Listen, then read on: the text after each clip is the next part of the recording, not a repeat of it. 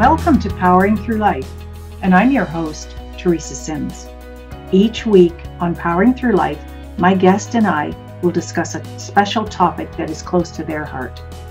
Together, we will explore the challenges they have faced in life and learn what strategies and tools they have used to power through their life. So welcome to Powering Through Life. Hey, and welcome back to Powering Through Life. Today, my guest is Pinky Ghadiali? Ghadiali. Oh my goodness, excuse me. Thank you, Pinky. Pinky is a woman's transformational life and business coach working with career-driven women and entrepreneurs across the UK and the globe. She is passionate about helping her clients become empowered to achieve personal and professional goals with purpose, drive, and vision. She is a master practitioner in neurolinguistic programming, which she trained under the co-founder, Richard Bandler. I'm impressed. And qualified with Institute of Leadership and Management in coaching and mentoring. In 2015, she founded a network.co, a global online community supporting women who feel alone, isolated, or stuck in business or careers to help you promote yourselves, increase visibility, build relationships, and generate new leads and new professional and business opportunities.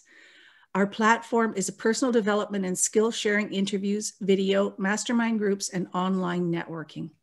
Pinky, that's a lot. You do a lot of amazing work, and I happen to know that myself. So welcome to Powering Through Life. Thank you so much for having me on. I'm delighted to be here.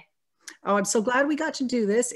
We tried for a while and now we're doing it. And I'm so excited to have you here because we met a couple of years ago, I think, online.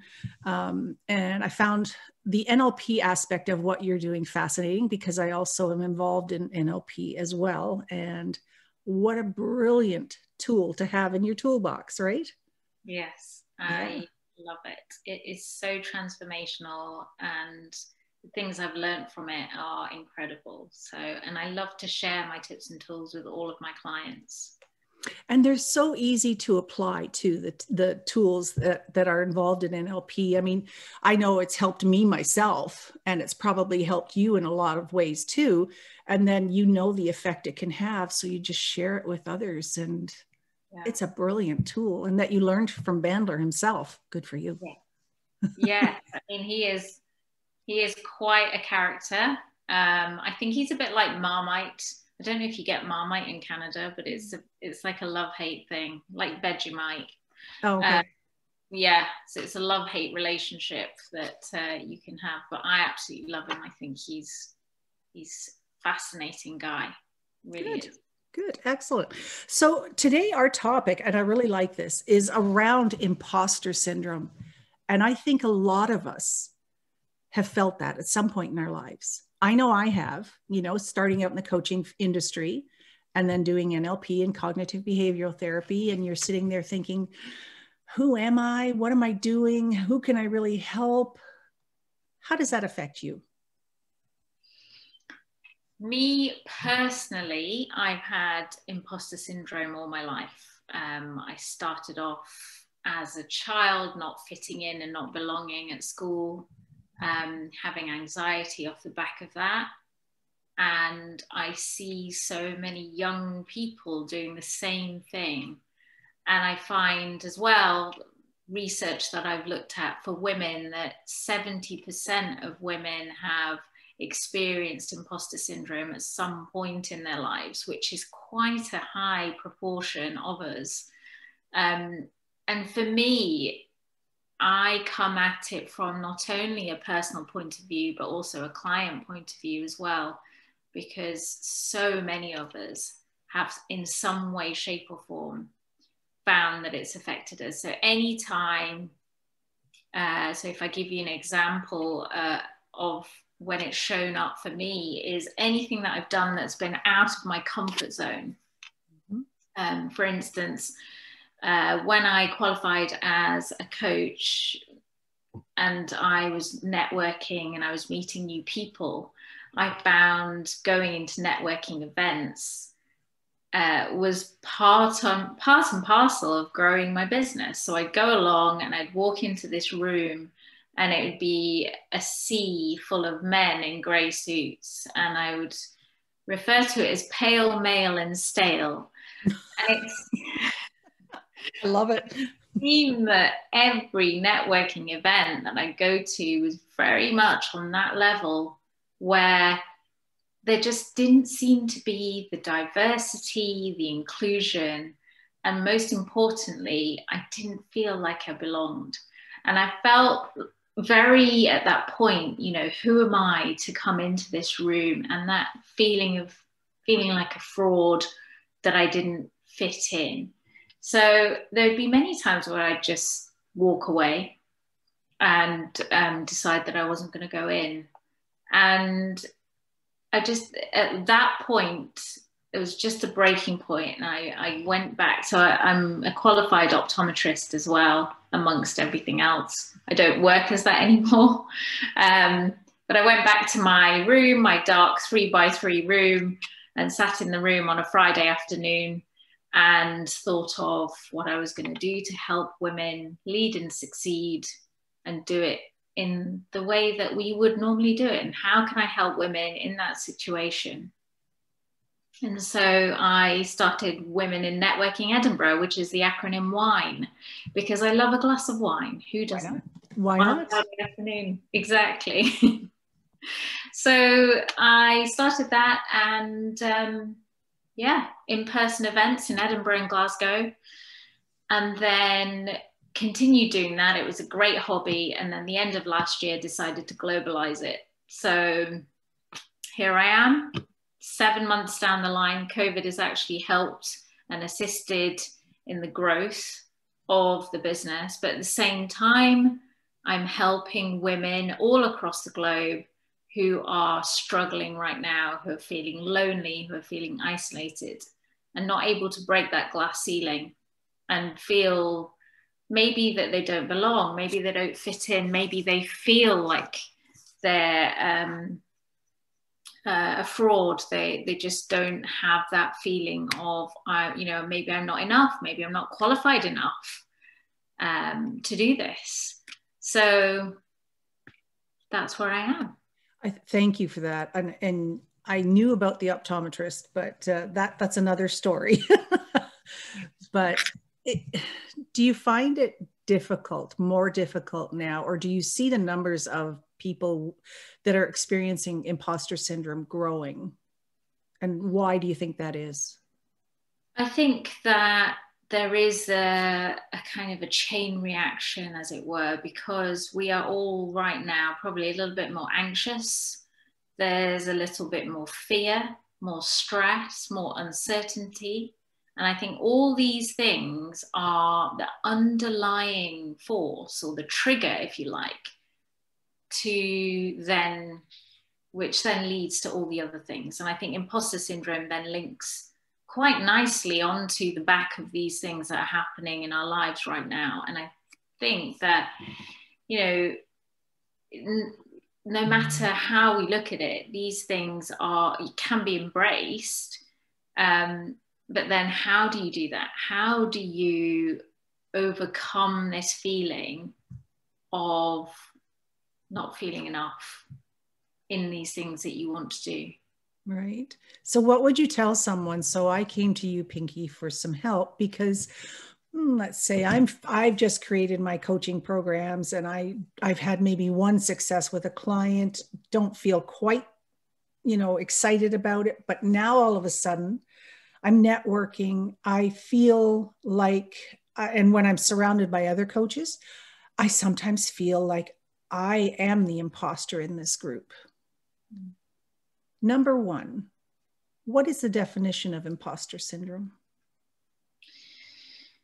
The thing is with imposter syndrome is that you could be the most qualified, most professional person on the planet, and you probably are, and you're very competent at what you do, you're very confident, you're successful. It's when you convince yourself that you aren't enough, despite all of the external evidence that you might have. And that is what imposter syndrome is. Yeah. And it can really drag you down into a serious spiral. And what would you tell someone then if I came to you and said, I'm experiencing imposter syndrome? How could you help me to change my mindset around that?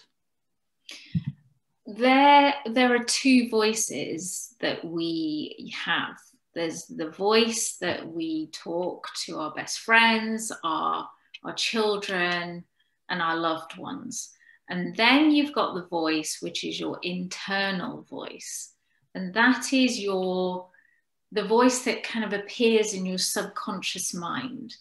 And that voice is the one that will tell you that you're not good enough, that you don't deserve something, that you're not worthy of something.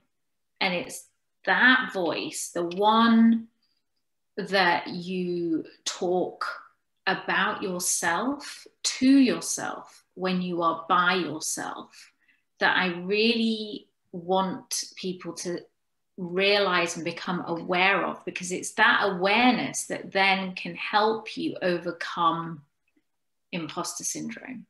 And without the tools and techniques to be able to talk to the subconscious mind to overcome that, it's not possible to overcome imposter syndrome, because self-doubt is a different thing. I find that people that say, oh, I can't do this or I can't do that, that's okay. That's something that you can, do the affirmations, maybe have a gratitude journal, do some work on, podcasting, or watch some inspiring leader that's going to help you get out of that I can't do this mentality. But the actual I am not enough is almost like your internal referencing system is off, that it's something that you've had that's, that pattern, the habit that you've had for many years, maybe from childhood, that keeps popping back up. So it's being able to overcome that with some of the tools that I use with hypnosis, visualization, and NLP. Yeah, all great things to use, because I know for myself, I grew up from a very young age being told I was fat and ugly. Well, you start to believe those things when you're told that multiple times a day for years and years and years. Well, it wasn't till I was 56 years old and did some work with an NLP hypnosis person that I realized that was somebody else's story that I took on as my own truth. And I couldn't look in the mirror, only to put makeup on and that was it. But now I can actually stand there and look in the mirror and say, no, you're not ugly. You have beautiful, you find one thing. So, okay, you've got beautiful brown eyes, and you just stand there and you absorb it and you feel it and you feel the change. And that's one way I found to overcome the imposter syndrome a little bit. So in one area. Does that make sense? That is fascinating, and I love that. And there's a lady called Louise Hay who I've read many of her books, and I find her mirror work is so powerful. When you looked in the mirror and you said the good things instead of looking at the bad things, such as I'm fat and ugly, you said, I've got beautiful brown eyes. I am beautiful. Mm-hmm. That kind of work is so powerful when you are looking at yourself and talking to yourself in that way, because you would not talk like that to your child or your best friend. No. So why do we beat ourselves up so much when we are listening to other people's opinions about the flaws they think we have, when they're not ours? It belongs to the other individual. Would you agree? Yeah, it's their insecurities which then come to you. And as women, we are so judgmental. I think there's that judging, and we judge not only ourselves, but we judge others. And that then you end up belittling and berating yourself even before you start anything, even before you start to speak, you've already made a judgment or of yourself or that other person. So we're really not doing ourselves any favors, are we? No, we're actually killing our dreams is what we're doing. Killing our dreams and actually killing parts of ourselves at the same time, because we don't deserve that. We deserve so much more. And we just need to flip our thinking, and it will change with practice, correct? Yes. Yeah. So what did you do? I mean, you had something go on in your life, and how did NLP help you through that? Yeah. So I've had various things happen in my life. When I was a child, I went to school and I was bullied pretty much every day for being a different color of skin, for being a girl, for, you know, all of the things that make me different to the other little girls that were at school. And then, I mean, at that time, I didn't have NLP, I didn't have coaching. I just kind of coped with it and just managed the anxiety levels the best I could. I always used to get that kind of sick feeling in my tummy every day whenever I went to school. And then I went off to university. That was great. I loved it. Did optometry and then came out of optometry and started feeling that imposter syndrome and started noticing that feeling of, am I qualified enough to do this? And, you know, am I good enough maybe to be self-employed and work for other large companies? Because you have a background of optometry or doctors in your family. Is that correct, if I remember right? Yeah, well remembered. My dad is a doctor and my mum is an accountant. So both highly trained professionals. So again, a pressure from there. And that also, you know, I wasn't allowed to go to university unless I was going to be a doctor or a lawyer. So yeah, that cultural stigma, the stereotype, definitely there.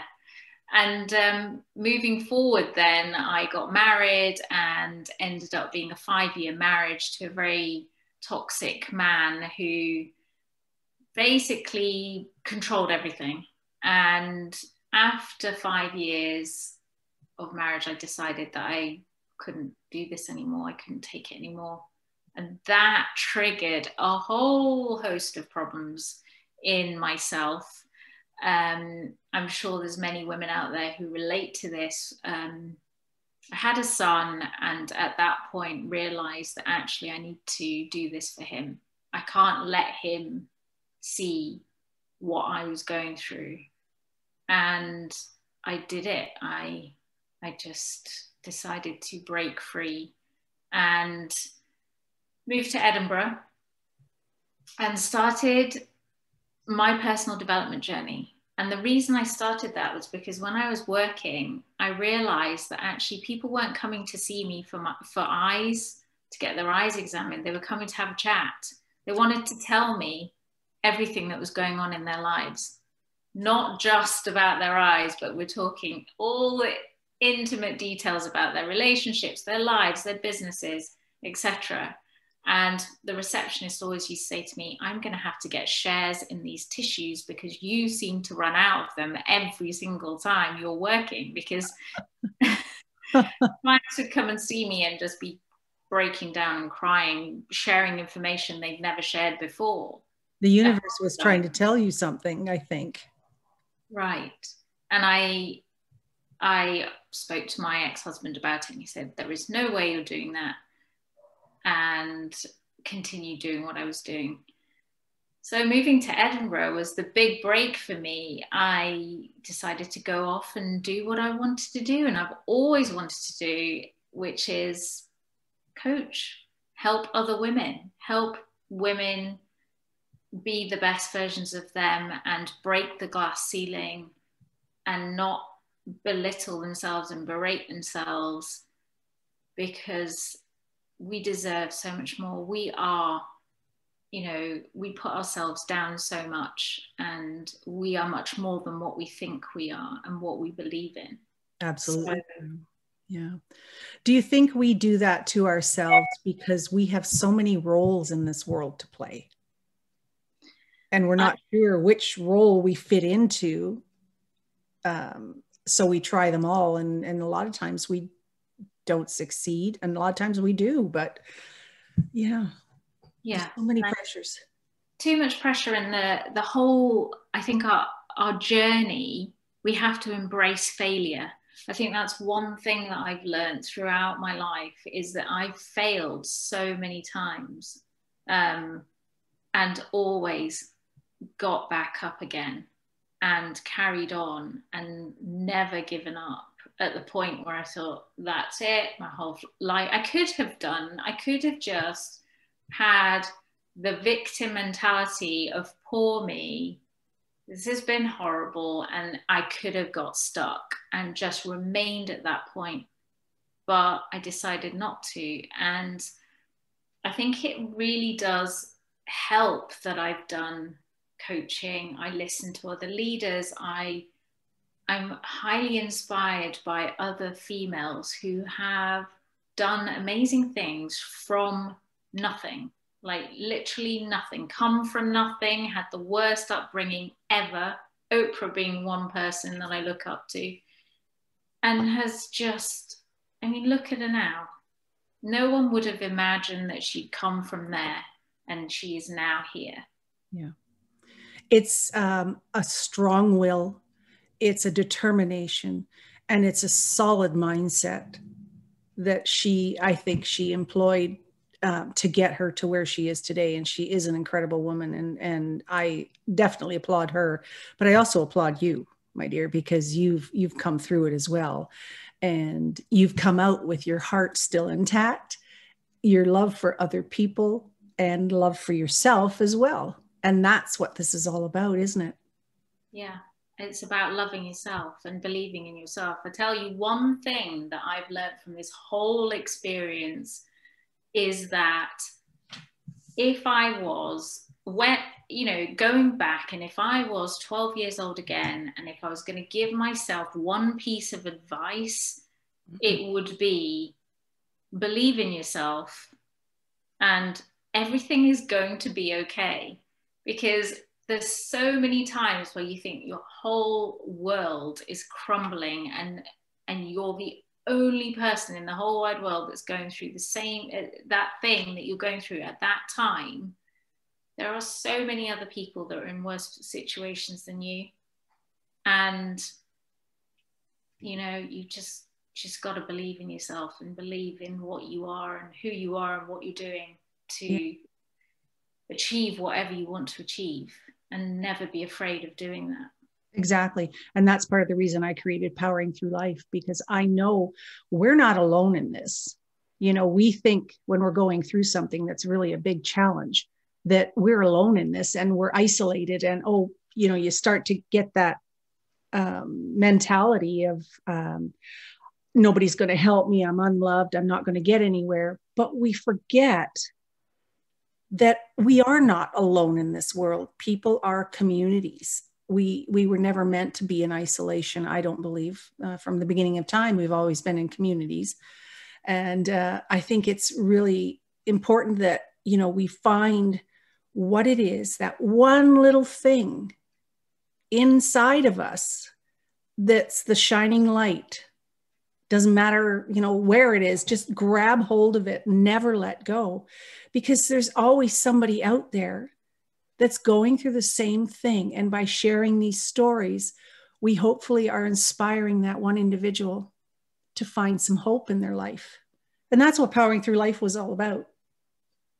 So I was so happy to be able to create this, and I get the honor of talking to so many wonderful people like you in the UK right now, and I'm in Ontario, Canada. So this is fun. It's a global, almost a global challenge, right? Because I'm looking at people all over the world trying to see how can we share their stories? What can we do to make the lives of other people less painful and more happy, and bring joy back to their lives and help them find the one thing that really makes them shine and happy. So tell us, Pinky, how NLP works a little bit, if you can. I know I understand it, but I mean, the average. Yeah, so NLP is a methodology, if you like. It's not a therapy. It is where, the neuro part is obviously your brain, the way that your connections are in your mind. The linguistic part is the language that you use for yourself and to others. And the programming part is how your brain is wired. So the different neural connections that you have made over the years. And the way that it works is, and specifically how I use it, is through the hypnosis part, which is talking to the subconscious mind, which is what I touched on earlier, about the voices that you may be dealing with in your mind, specifically the negative inner critic that pops up. And it's about really doing, and when you're in a relaxed state and sometimes you drift off and you start daydreaming and you kind of go off into that subconscious mind at that moment. I do a lot of that naturally. I'm very much a daydreamer. I always have been. I used to get told off for it at school. See, it's come full circle to help you out. Absolutely. So yeah, ask me to drop into a meditative daydreaming state. I'm instantly there. I know exactly what to do. And it's that soft focus, and it's almost like relaxing state. So that's firstly what I will do with my clients. And then I will talk to you, and I will talk to you in a way that your subconscious mind will understand what I'm saying. And that's all it is. And that will then help you uncover some of the things that you've been saying and change it to something more useful. Because it's the way that we're thinking that then effectively changes the way that we think, feel, and act, if that makes sense. Absolutely. And perceive ourselves. Yeah. Because I totally agree. And it's not like you're going in and you're teaching somebody to, as everybody thinks, cluck like a chicken or, do something they don't want to do. No, that's not how it works. NLP is very safe. It's a great practice. It's a great tool. And it's extremely helpful when you allow it to help you. Yeah. But you have to allow it, right? Because you can resist and resist, but you know what? That doesn't do anyone any good, because you need to have the help. You're there for help. So try it and see what happens. You may be absolutely surprised and shocked of the blessings that you receive afterward. Yeah. Right? Yeah, definitely. I was, every time I work with a client, I have always got amazing results, whether that be overcoming some fear, some anxiety about something. It could be you're worried about a presentation maybe tomorrow, or you might be coming on a podcast or a TV interview and you're very fearful and you start getting the anxiety that comes on board with that, and you're worried about what you're going to say, that you might sound silly, you might say something silly, or you might forget your words, and there's so many things that we can help with. And you can even, with NLP, it's great. We talk about things like improving your decision making. So if you are struggling with making certain decisions in your business or your life, we can help you with that. There's so many angles that we can take with it. And it's so exciting, really is. It absolutely is. I know my NLP hypnosis practitioner helped me immensely to get on a stage. And I hadn't been on a stage speaking in over 25 years. So I was terrified, actually. But I had done my training. I had done my circle of excellence, and I had put it there the day before. And just seconds before I was to go on stage, my practitioner came up and we did a little quiet time and we did a focus, and I went up and I did not use my notes. I killed it. I was terrified, yes, but you know what? I got through it because I realized that I needed to tell my story. And I could hear people in the audience crying when I was telling my story. But it, rather than affecting me negatively, it affected me that I'm actually touching someone. So I needed to keep going. And I did. And the only comment that I got afterward was from a professional speaker that said, "You shared too much emotion." And it was a story about me overcoming a tragedy in my life. So why would you not share emotion? You know, so that was like, well, that's your opinion. Thank you very much. I appreciate that. Whatever. And no, I really was proud of myself that I did it. And I know what did it, that got me there was practicing NLP. Yeah. It can be applied into so many different situations. Yes, it can. And it's just brilliant what it can do. It really is. Yeah, for sure.